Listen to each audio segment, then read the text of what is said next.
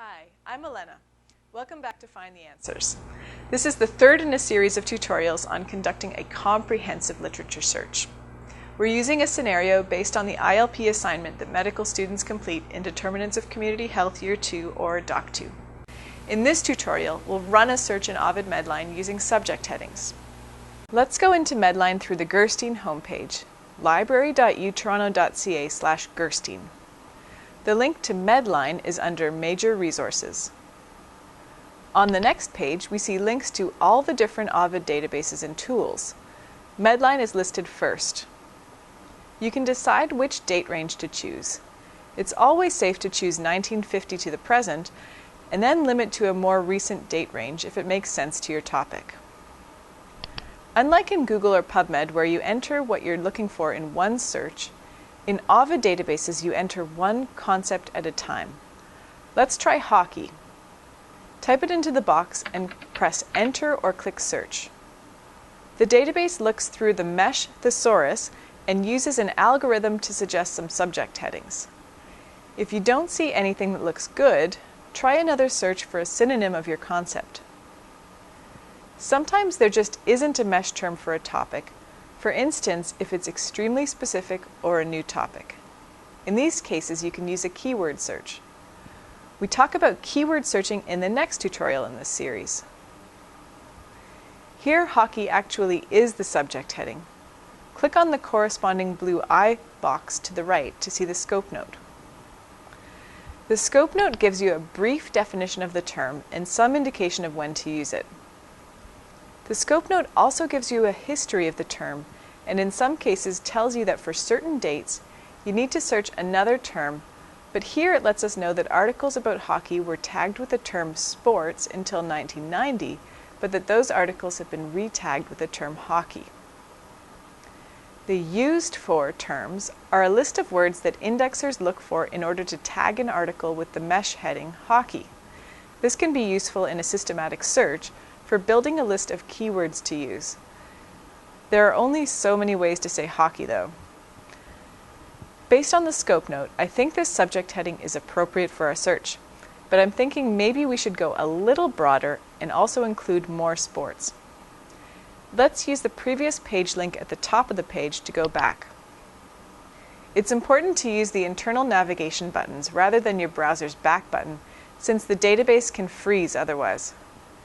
The next step is to check what's called the mesh tree. Click on the term on this page to see the tree. The brief view of the tree shows how your selected mesh heading fits into the mesh hierarchy, what the immediate broader and narrower terms are. Hockey falls under sports, but there are no narrower terms. If you click to see the full tree, you can see even more of the picture. In the full tree view, scroll down to where your term is highlighted. Hockey falls under the broader mesh heading sports, and sports has several narrower mesh headings including football and other contact sports. At this point, you can decide which sports to include or whether you'd like to look at all sports. If you want to look at all sports, you can click Sports and then click the box to the right that corresponds with Exploding. Simply clicking Sports includes all articles that are tagged with this general term, but in order to include all the narrower terms, you need to explode. Although I'm really only interested in contact sports, I'm going to start broad and explode sports. When I combine this with my head injury and helmet terms, I think we'll cut out the articles on swimming and running. We librarians always say, when in doubt, explode, and you can always go back and modify. Click Continue to go on. The next screen is the subheading display. Subheadings can be really useful if you're doing a quick search. They're not a good idea in comprehensive searches, however. They're not applied as systematically as mesh headings and can limit your search too quickly. Let's click Continue to skip these. So we have one item in our search history now, and although the number of results is huge, remember we've still got our other PICO concepts to search and combine, so the number will be a lot more manageable and the results a lot more relevant. Let's jump now to our outcome PICO element, head injuries. Just type it into the box and click Search. This maps to the mesh term craniocerebral trauma. Let's click on the little blue box again to see the scope note. Here we've got a pretty straightforward definition. The term was added in 2000, but can be used to find articles as old as 1966. Let's go back to the previous page. And here, let's click on the term to see the tree. Craniocerebral trauma shows up in two contexts, or two branches of the tree, under trauma nervous system and also under wounds and injuries. Either context would be interesting for this topic. Let's click full tree and follow the trauma nervous system contexts. So here we see the various narrower subject headings under craniocerebral trauma. Where there's a plus beside a term, that indicates that there are narrower subject headings that are hidden or collapsed. Let's click the plus beside brain injuries, for instance.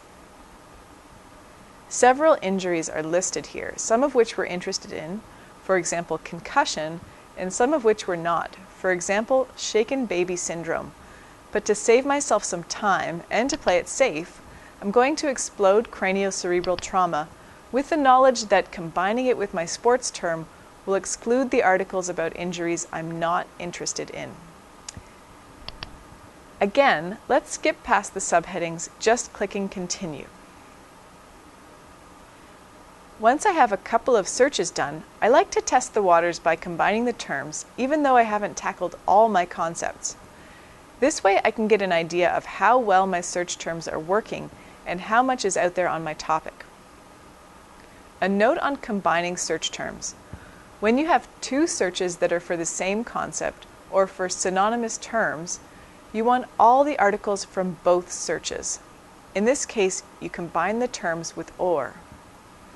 When you combine searches for different concepts, you want articles that talk about both concepts at the same time. In this case, you want to combine the terms with AND. So back in our search, we're combining two different concepts. So we'll click the boxes beside sports and craniocerebral trauma in the search history. Then below in the history, click where it says Combine Selections with AND. Over 2,000 results. That's good.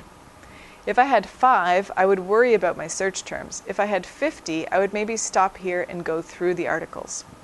Since I have a high number, I'm going to continue and search my intervention, helmets. I'll type in helmets and click Enter.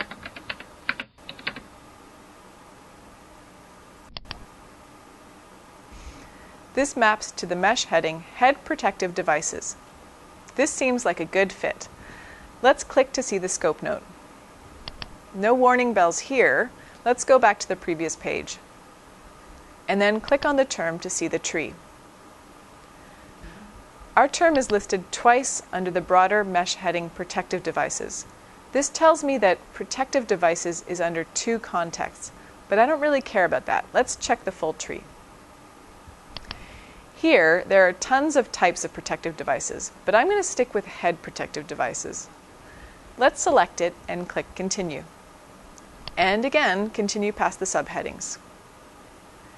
Now, we can combine this with our other search terms again, using AND to combine, since they're different concepts. And now we have around 500 hits. If this search were for a systematic review, I'd go on to also search using keywords to retrieve any articles that might have been missed when indexing articles with mesh headings.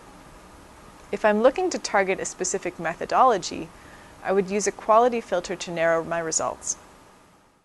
In this tutorial, we ran a search in Ovid Medline using subject headings. In the next tutorial, we'll learn some advanced techniques to improve our search using keywords, quality filters, and limits.